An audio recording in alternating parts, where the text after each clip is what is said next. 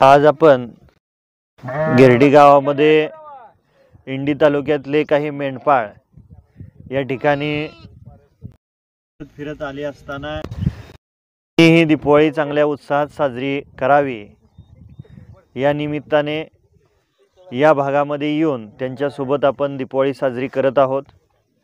कर्नाटक राज्यातून इंडी तालुक्यातून आलेली ही 3 कुटुंब आपल्या तालुक्यात आलीत म्हणल्यानंतर या मतदारसंघाचा लोकप्रतिनिधी आणि प्रथम नागरिक या नात्याने गोरगरिबांच्या सुखदुःखात सहभागी होणं ही माझी नैतिक जबाबदारी आहे। आणि त्याच पद्धतीनं स्वर्गीय आबासाहेबांनी जो विचार जपला तोच विचार जपण्याची माझ्यावरती जबाबदारी आहे। या कुटुंबांसोबत आज आम्ही सर्वजण मोठ्या उत्साहामध्ये दिवाळी साजरी करत आहोत।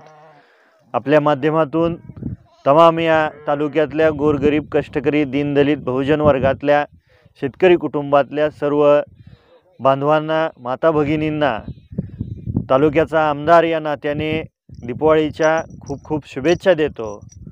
आज जरी बळीराजा अडचणीत असला अतिवृष्टीच्या कारणामुळे तरीसुद्धा कालच या तालुक्यामध्ये सरकारने शेतकऱ्यांच्या खात्यावरती जवळजवळ 81 कोटी रुपये मदत म्हणून पाठवलेले आहेत।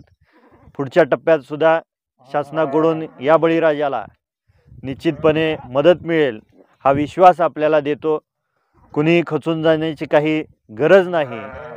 स्वर्गीय आबासाहेबांनी या तालुक्यामध्ये गोरगरिबांना शांततेत संसार करता यावं याच्यासाठी अहोरात्र कष्ट घेतलं आणि निश्चितपणे भविष्यकाळात सुद्धा या तालुक्यात सर्व जनता गुण्यागोविंदाने नांदेल हा विश्वास आपल्याला देतो।